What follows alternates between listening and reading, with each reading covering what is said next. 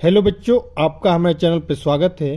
प्यारे बच्चों, इस वीडियो के माध्यम से हम क्लास 10 के बच्चों के लिए गणित के बहुत ही महत्वपूर्ण प्रश्न लेके आ गए हैं, जो हमारे 2024 बोर्ड परीक्षाओं के लिए बहुत ही महत्वपूर्ण होने वाला है। ये जो हमारा प्रश्न है, हमारे बोर्ड की परीक्षाओं में हमेशा हर साल 6 नंबर में पूछा जाता है। यहाँ से आपको 2 प्रश्न फिक्स से आएंगे 6-6 नंबर के, आपको कोई एक करना रहता है। तो ये हमने त्रिकोणमिति से जो प्रश्न है हमने उठाया है, जो हमेशा हर साल बोर्ड के परीक्षा में 6 नंबर फिक्स है कि आएगा।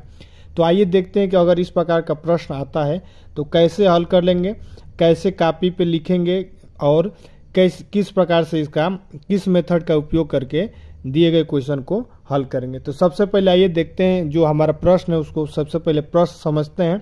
और हम आपको पहले बता दें, इस प्रकार का जो प्रश्न है जब भी आएगा तो आपको ग्राफ एक बनाना होगा, चित्र के सहायता से इस प्रकार के प्रश्न को हल करना रहता है। तो यहाँ पर देखिए ये प्रश्न क्या दिया है, कह रहा है कि भूमि पर स्थित बिंदु X से ऊर्ध्वाधर टावर PQ के शीर्ष Q का उन्नयन कोण 60 अंश है। बिंदु X से 40 मीटर ऊंचाई पर स्थित बिंदु Y से Q का उन्नयन कोण 45 अंश है। तो कह रहा है कि टावर PQ की ऊंचाई ज्ञात कीजिए और दूरी PX ज्ञात कीजिए। ठीक है, ये हमारा प्रश्न है। कहाँ से लिया गया है? त्रिकोणमिति से लिया गया है। तो देखिए सबसे पहले हम लोग क्या करेंगे, सबसे पहले यहाँ प्रश्न को एक एक लाइन प्रश्न लेंगे, उसको चित्र बनाते हुए हल करेंगे। तो यहाँ पर देखिए कह रहा है कि भूमि पर स्थित कोई बिंदु X से ऊर्ध्वाधर टावर PQ है हमारा। तो सबसे पहले हम लोग हल करेंगे, सबसे पहले हम इसका ग्राफ बनाएंगे, चित्र बनाएंगे। तो यहाँ पर कह रहा है भूमि, ये मान लेते हैं हमारा क्या है, भूमि है। ठीक है, अब कह रहा है कि भूमि पर कोई बिंदु है स्थित है, इसको मान लेते हैं X। ठीक, अब कह रहा है कि बिंदु पर स्थित X से एक टावर है, ये हम मान लेते हैं बिंदु एक टावर, ऊर्ध्वाधर टावर यानी कि लंबवत।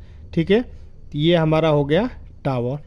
टावर को क्या किससे डिनोट किया है, कह रहा है कि टावर PQ के शीर्ष, यानी शीर्ष हमारा क्या है, Q है। तो हम यहाँ पर सबसे पहले एक बिंदु ले लेंगे X और इसको हम डिनोट कर देंगे P/Q से। ठीक है, अब कह रहा है, फिर से प्रश्न समझिए। तो अब कह रहा है कि भूमि पर स्थित बिंदु X से ऊर्ध्वाधर टावर PQ के शीर्ष Q का उन्नयन कोण कितना है, 60 अंश है। यानी कि उसके कहने का मतलब है कि ये जो बिंदु है X से, ये जो शीर्ष हमारा है, यानी शीर्ष यानी टॉप Q का उन्नयन कोण, यानी नीचे यहाँ से बिंदु से जब इसको हम लोग देखेंगे तो जो एंगल बनना है, यानी ये जो हमारा एंगल बनेगा ऊपर वाले शीर्ष का, यही वाले कोण को क्या कहते हैं, इसी कोण को उन्नयन कोण कहते हैं। जबकि जब हम Q से नीचे की ओर देखेंगे तो ये वाला जो एंगल बनता है ऊपर से, उसको हम लोग अवनमन कोण कहते हैं। तो ये याद रखना, 2 कोण होता है, एक हमारा उन्नयन कोण होता है और एक हमारा अवनमन कोण होता है। ठीक है, तो दोनों कोण के बारे में एकदम ध्यान रखना, उन्नयन कोण एक अवनमन कोण होता है। इसी पे हमारा प्रश्न पूछता है, या तो उन्नयन कोण देगा नहीं तो अवनमन कोण देगा। यहाँ पर आपको क्या दिया है, उन्नयन कोण दिया, यानी नीचे से ऊपर की ओर देखना, और अवनमन ऊपर से नीचे की ओर देखना। चलिए अब आगे पढ़ते हैं। तो ये जो एंगल कह रहा है कितना बनना है, 60 अंश का बनना है। ठीक, अब अगला लाइन कह रहा है कि बिंदु X से, यानी ये वाला बिंदु है X से 40 मीटर ऊंचाई पर स्थित बिंदु Y से Q का उन्नयन कोण क्या है, 45 अंश है। अब यानी कि इस वाले बिंदु से कह रहा है कि 40 मीटर ऊंचाई पे, ठीक है, ये हमारा कितना दिया है दूरी, 40 मीटर ऊंचाई पे स्थित बिंदु कौन है, Y है। ठीक, अब जब Y से जब इस एंगल को मिलाया जाता है, जब शीर्ष को देखता है, तो ये जो हमारा कोण बनता है वो कितना बनता है, 45 अंश का बनता है। ठीक है, ये कह रहा है कितना बनना है, 45 बनना है। तो कह रहा है कि टावर PQ की ऊंचाई तथा दूरी PX ज्ञात कीजिए। यानी कि ये वाली दूरी हमको क्या करना है, ज्ञात करना है, यानी हमको क्या करना है, PX की दूरी, ठीक, और टावर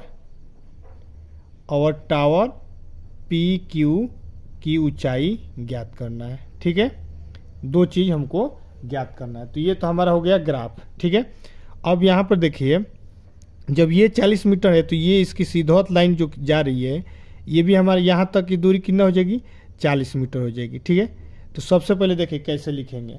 हम लिखेंगे यहाँ पर, मान लेंगे कि माना टावर की ऊंचाई इज इक्वल टू एच।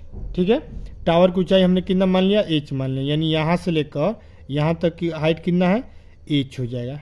ठीक है, और ये जब एच हो जाएगा और यहाँ तक 40 यहाँ पर ऑलरेडी दिया है तो ये कितना हो जाएगा, एच में से 40 हमारा क्या हो जाएगा, घट जाएगा। ठीक है, अब ये वाला बिंदु जो है हम इसको क्या मान लेते हैं, ये y दिया है, यहाँ p ये q दिया है तो इसको हम मान लेते हैं r मान लेते हैं। ठीक है, r और q की दूरी क्या हो जाएगा, h माइनस 40। क्यों, क्योंकि यहाँ से यहाँ तक की दूरी हमारा h दिया है और यहाँ तक का दूरी कितना है, 40 के बराबर है, तो ऊपर वाला कितना हो जाएगा, h में से 40 जो घटेगा वही दूरी हमारा q और r के बीच की दूरी हो जाएगा। और यहाँ पर px की दूरी मान लेते हैं, px की जो दूरी है मान लेते हैं x है। ठीक है, यानी यहाँ से लेके यहाँ तक की दूरी हमारा x है।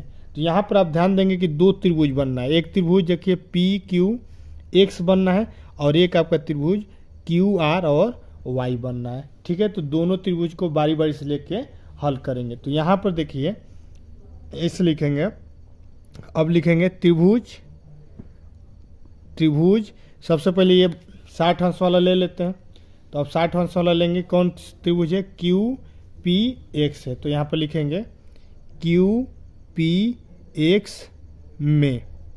ठीक है, अब इस वाला त्रिभुज ले लेंगे, अब यहाँ पर लिखेंगे, जानते हैं कि tan theta is equal to लंब बटा आधार। ठीक, ये हमारा क्या होता है, फार्मूला होता है। इसी फार्मूला का यहाँ पर क्या करेंगे, उपयोग करेंगे, tan theta is equal to लंब बटा आधार। ठीक, अब यहाँ पर देखिए tan थीटा की वैल्यू आपके कितना दिया है, 60 अंश दिया है, तो ये क्या हो जाएगा, थीटा की वैल्यू यहाँ पर 60 अंश हो जाएगा। और देखिए थीटा के सामने वाली जो भुजा होती है वो हमारी लंब होती है, तो ये थीटा के सामने वाली भुजा ये है, यानी इसकी हाइट हमने कितना मानना है, एच है, यानी टावर की हाइट है, तो ये हो जाएगा हमारा एच अपान आधार, आधार ये हमारा क्या है, पी एक्स, यानी एक्स हमने माना है तो ये हो जाएगा एक्स। अब बताइए tan 60 अंश का मान कितना होता है, √3 होता है, और ये हमारा क्या हो जाएगा, h बटा x हो जाएगा, यानी कि हमारा √3x का मान h के बराबर आ रहा है। ठीक है, इसको हम लोग मान लेंगे समीकरण नंबर 1। ठीक है, ये हमारा हो गया समीकरण नंबर 1।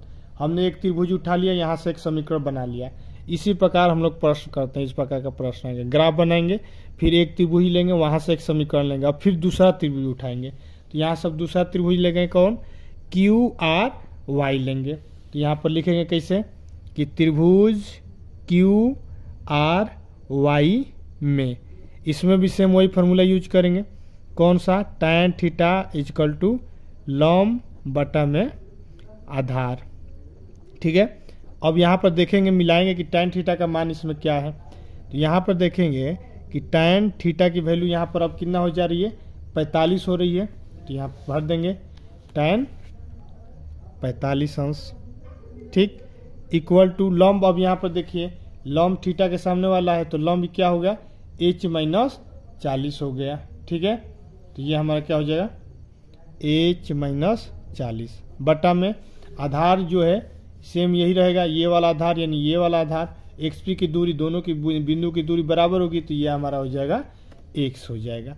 ठीक है, अब यहाँ पर देखिए tan 45 अंश की वैल्यू कितना होती है, 1 होती है, 1 इजकल टू क्या हो जाएगा, h माइनस 14 अपान x हो जाएगा, यानी x जब 1 से गुणा करेंगे तो x की वैल्यू हो जाएगी h माइनस 14, यानी यहाँ से h का मान निकाल दीजिए, तो h का मान यहाँ से निकालेंगे तो 40 इधर आ जाएगा, तो ये हो जाएगा x प्लस 14। ठीक है, अब ये हमारा क्या है, समीकरण नंबर 2 है।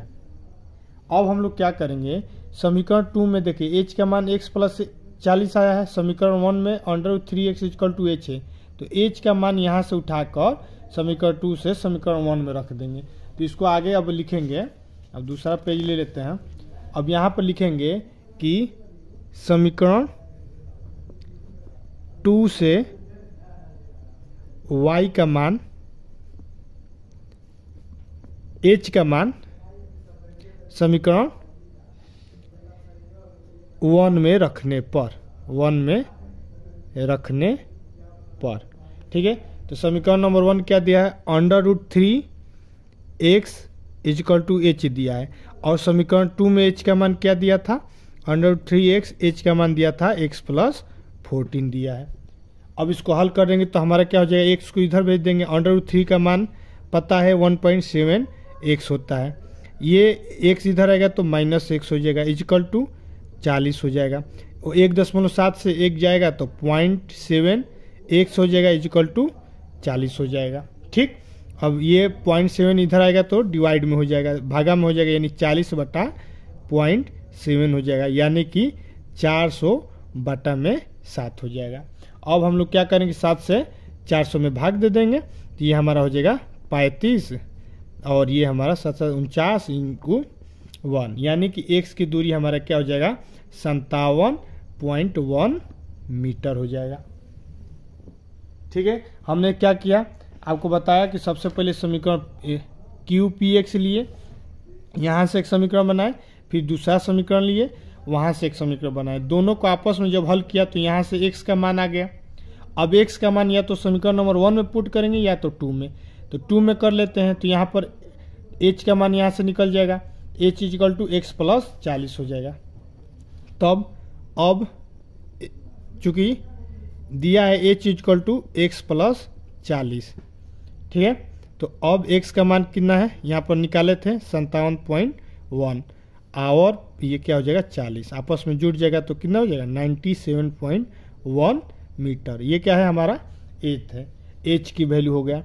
तो अब लास्ट में इतना करने के बाद ऐसे ही कॉपी में आप हल करके लिखिएगा। अब लास्ट में आपको ये लिखना रहेगा, अतः PQ यानी कि टावर, अतः टावर की ऊंचाई कितना हो जाएगा, h बराबर हमारा कितना हो जाएगा 97.1 मीटर, और तथा 2 पूछा था ना, PX की दूरी हमने क्या माना था, x माना था, PX की दूरी कितना हो जाएगा 57.1 मीटर, और यही हमारा क्या हो जाएगा आंसर हो जाएगा। तो इतना स्टेप में आपको लिखना है इस प्रकार का अगर प्रश्न आता है तो। सबसे पहले हमने आपको बताया, फिर से समझ लीजिए, जो भी हमारा प्रश्न पूछेगा त्रिकोणमिति से, हाइट एंड डिस्टेंस से, तो आपको क्या करना है, सबसे पहले उसका चित्र बना लेना है। चित्र बनाने के बाद यहाँ पर आपको हमेशा 2 त्रिभुज बनते हुए दिखेगा, तो सबसे पहले एक त्रिभुज को हल करना है। जैसे हमने हल किया तो √3x = h आया। फिर हम दूसरा समीकरण लेंगे, वहाँ पर हमने हल किया तो h = x + 14 आया। दोनों को आपस में सॉल्व कर देंगे। दोनों को आपस में सॉल्व करने के बाद हमने यहाँ से हल करेंगे तो यहाँ पर एक की वैल्यू आ गया, तो यहाँ पर x की वैल्यू आ गया 57.1 मीटर। अब इसकी वैल्यू दोनों समीकरण में से किसी एक में रख देंगे, तो एक में रखे तो h का वैल्यू हमारा आ गया 97.1 मीटर। यही हमारा दोनों क्या हो जाए आंसर हो जाएगा, तो यहाँ पर लास्ट में दोनों लिख देंगे। तो यही हमारा क्या होता है, स्टेप होता है इस प्रकार का प्रश्न आएगा तो हल करने का। और जो भी x और h का मान आएगा तो आप चाहेंगे तो उसको बॉक्स में भी घेर कर हाईलाइट कर सकते हैं, ठीक है। तो इस प्रकार का अगर प्रश्न आपको आता है तो हम उम्मीद करता हूँ कि आप कर ले जाएंगे। अगर ये आपको वीडियो अच्छा लगा है तो वीडियो को लाइक ज़रूर कर दें और अपने दोस्तों में भी शेयर कर दें, ताकि वो भी देख ले कि इस प्रकार का अगर प्रश्न आता है तो कैसे हल किया जाएगा। मिलते हैं नेक्स्ट वीडियो में। हम आपको चैनल पे पिछले साल का जितना भी पुराना सेट है और इस साल कौन कौन से प्रश्न आ सकते हैं सभी का मॉडल सेट लाकर आपको एक एक प्रश्न का सवाल कराएंगे।